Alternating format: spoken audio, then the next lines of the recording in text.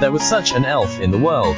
He was kindness, no different from human being, living among mountains and forests. Even though he was a monster, he hadn't any skills. His name was Xinang. 我能牵牵你的手吗？ Xinang was born to pretend to be a lost child, sitting by the side of the road waiting to hold hands. In his words, trees need sunshine and rain, like they need to hold in human hands, to get the same strength. But things get tough. People became indifferent. They were always in a hurry. No one stopped at all to hold the hand of a strange child. When returning to Baisao Valley, Xinang was bitten by a fox for saving a rabbit. Fortunately, at a critical moment, a girl rescued him out of righteousness and bandaged his wound. 能走吗？愣着做什么？我送你回家。That's all. Xinang finally held a human hand. The girl wiped his face carefully, afraid that he would be scolded by his parents when he returns home. Xinang felt so warm for the first time, and made him keeping this kindness in his heart. Fate was wonderful. Xinang did not expect that they would meet again. He also knew that the girl's name was Rossi, also a miserable person. She lived with her brother since he was a child. When her brother dying, he still wanted to eat her meals, to make up for my brother's regret. He worked hard for 13 years. She hoped to make delicious food in the world, but the master only used her as a free servant, thought her had no talent, always refused to teach her, finally to drive her away, also made an excuse. If she could win the senior apprentice in the cooking competition, he would teach her the skills, but she didn't learn anything in these 3 years. How can win? She was not reconciled, learned from other masters. There was a plant called fish grass in Baisao Valley. Use it in dishes. Even the worst chef could cook delicious food, but that's just a legend. It's impossible to find out.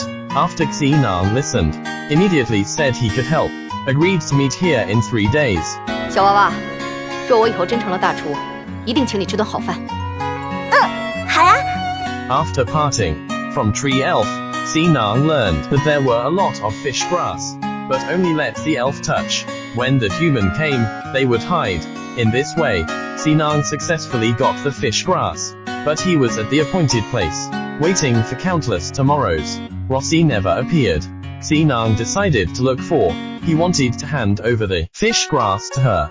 But the moment he left Baisao Valley, his body started to ache, as if sick. He braved the wind and snow to walk through the alley with his bare feet. In the end, he fainted on the snow. After a long time, the obsession in his heart woke him up, and he struggled to get up. He found Rossi's house, but now the building was empty.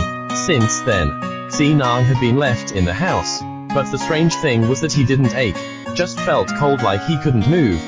One day, he suddenly saw a figure that looked like Rossi, but when he wanted to chase her away, found that he was trapped in the house. 你知道被困多久了吗？不记得了，只记得我来的时候，对街老板头发是黑的，现在全白了。The little monk found Peach Elf, wanted them to help him find Rossi, but Mr. Liu explained all this with the charms. Charms were used to suppress dead souls. So, Xinang was no longer a living elf. Maybe since the day his pain disappeared, when he felt cold, he's already dead. Just a ray of obsession, wandering around the world. It turns out that once the elves like Xinang left his homeland, they won't survive. That's most useless elf in the world. Obviously very weak. When he was walking out, he died. He just wanted to give that girl a pack of fish grass. Now we can only find Rossi to end his obsession. Such a kind elf. Maybe Rossi was also looking for him. He had to pretend to treat Xinang, let him relax, and promised him that she would find Rossi.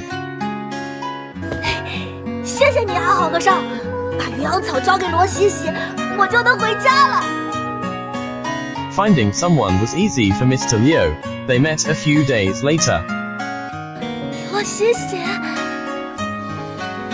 Rossi was exactly what Xinang thought, although she was old. Still so gentle, she had made a name for herself in the culinary arts, became a chef. 你呢？除了有点病，一切都还好。不不过大夫看了，说很快就好。Rossi also brought the promise of the year. Didn't I say I would treat you to a good meal then? Come and taste my meals. Judging from the appearance of the food, this was clearly Mr.'s delicacies. It turned out that Rossi in front of him, after all, he was not Rossi of his heart. But no matter how unpalatable Mr.'s food was, in the heart of Xi Nang was also the best. Then, he handed over decades of agreement to Rossi. Xi Nang's last wish was finally fulfilled. Then they traveled all over the night market in city. With the moment when the lantern rose, they were going to separate. 你从来没问过我叫什么呢？啊，你有名字吗？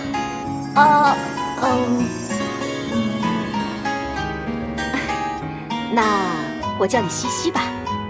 我是喜喜，你是西西。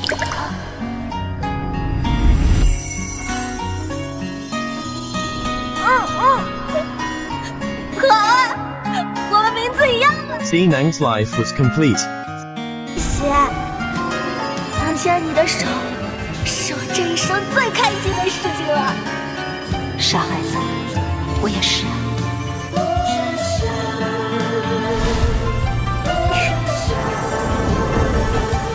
But where was the real Rossi? It turns out that she had been the good wife of most merchants in the capital, family happiness, got a son and a daughter, running around for money.